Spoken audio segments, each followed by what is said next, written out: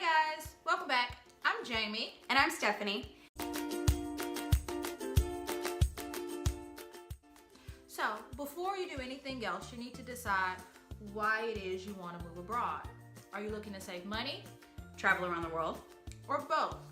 Because your location is going to decide for you how much money you're going to be able to spend and how much money you're going to be able to save, depending on where you're located. For us, where we are here in China, it's easy for us to do both because the cost of living is relatively low, and also our school pays for a lot of things like taxis and housing allowance and travel allowance. But in some other locations, even if you have a really generous benefits package, it's a little more difficult to save money or to travel to other locations because the cost of living is higher. So it should be noted at this point that you could save and travel at any location in the world, but that comes down to you. And some cities are going to offer a greater possibility for that, but it really comes down to you budgeting. So once you figure out what your overall goal is, it's going to be easier for you to narrow down those locations that you're interested in. And so you need to start thinking about what you want from the location you'll be living in. And one of the first things that we thought about, or at least I did, was the size of the city. I know I wanted to live in a city because I wanted to be somewhere that had things that were available to do, but I wasn't really so concerned about the size of the city. Whereas I was actually concerned with the size. I just felt like a city that I had heard of or a larger city in general equaled safety. So for me, I just saw that as a safety net. So here in China, we live in a tier 2 city. Tier 1 cities are going to be those cities you've heard of like Beijing or Shanghai. So where we are, it's a much smaller city by China standards. So by what we would call American standards, it's a huge city. It's a very big city, but it's still a tier 2 city here in China. We have lots of expats here, so I think for both of us, it was a very comfortable atmosphere to come into. The transition was very easy, a lot easier, I would say, than if we were to move to like a rural or smaller town. And one of the good things that I think is really great about our city is even though it's larger, it's very easy to maneuver around. And our neighborhood has everything we need and it's very accessible. And it definitely has like that small town feel. I feel like I know a lot of people in the city, even though it's a huge city. So we have great community in the city, which I enjoy. Like we have the Starbucks that we go to and they know us there. Yes, it's a little bit sad. So the next thing to consider is transportation options. Do you like to drive?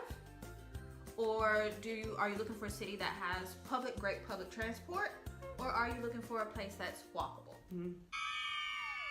So for me, I've always wanted to live in a city that was really walkable. Like ever since I've been really young, my dream has been to like be able to walk to work and the store and home and everything that I need. And you know where we're from, back in the States, Houston and Memphis, like that's not really an option. No, you're not walking anywhere. And for me, walking wasn't necessarily on the top of my list, but what was on my list was a place that I didn't have to drive or own a car. Because as my family will tell you, I suck at car maintenance. And owning a car basically. So I wanted somewhere that had really great public transport and or somewhere where I could walk to places and I didn't need to catch a ride to get there. Definitely. And I think when we both first moved here, walking was a little bit more comfortable because we weren't accustomed to the taxi system yet. But for our whole first year, taxis was it. Like we took taxis everywhere. Now we have a subway. It's awesome. Subway is fantastic, but transportation is really easy where we are in China. Despite language gaps sometimes, it's really easy to use. So this one might sound obvious, but when you're doing your search, an important consideration to make is culture. So you are a foreigner going to another country and you need to do your research on different customs and cultural norms for these countries to see what you're comfortable with and also what you're willing to live in and around. Yeah. And that kind of goes hand in hand with being a teacher because you're going to be around young people from all different cultures, most likely if you're teaching at an international school. So you need to be able to live in a country where you are comfortable taking part in those cultural customs, or at least comfortable enough to be a spectator when those customs are happening, so that you can model cultural sensitivity to your students. And a lot of these schools that you're teaching at, the home country has many holidays, and you'll have to take part in some kind of festival or some kind of appreciation day, and it can be a very small part, you know, just helping to plan it and facilitate it and get the kids kind of wrangled during the day, and it could be as big as you're actually in a performance. Yeah. Like I'm always put in every year. So the next thing on the list to think about is safety. And we're going to talk more about this in a future video that we have planned, but you need to start to think about what makes you feel safe versus what makes you feel unsafe. You also want to consider the political climate of the region that you're considering, because this can not only affect things like your safety, but also your school schedule, visas, entry and exit from the country, etc. So it's something to keep in mind. So this next part actually has more to do with your contract and benefits. So in our last video, link below, we talked about how you can use the agency's databases and search based on things like curriculum, age of the student, etc. But one thing we forgot to talk about is how that you can also search based off of different types of benefits that are offered.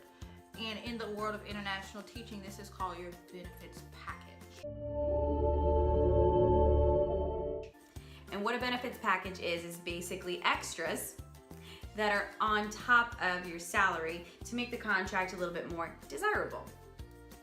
And some of the things that you may find in a benefits package include tuition benefits, Housing, travel, sick leave, taxi or transportation, healthcare, school meals, shipping allowance, visa application fee, resettlement fee, or maybe even a performance bonus. These things may be provided by your school, but we are not guaranteeing that they will be provided by your school. Your school may offer them to you, and in fact, you may ask for them, but we are not guaranteeing that your school will give you these things. And now, the main takeaways.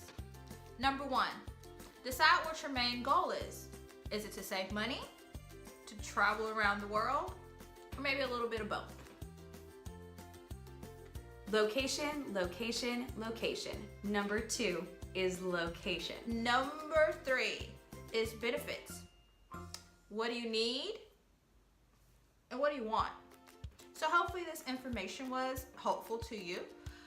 Next week, we will do a short video about what visas are and why are they important.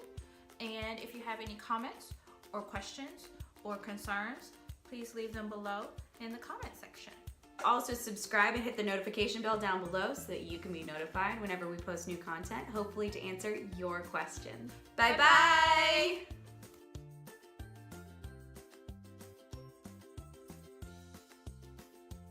Lots of hot water for healthy. Yeah, boiling water for crazy. Hi-ya! Number 1. Forgot what number 1 was. I didn't forget The first number!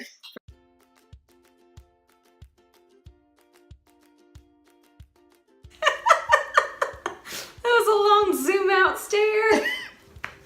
I feel like I'm looking at a toddler going, Bye-bye! Okay, we live in China. That is how everyone says bye.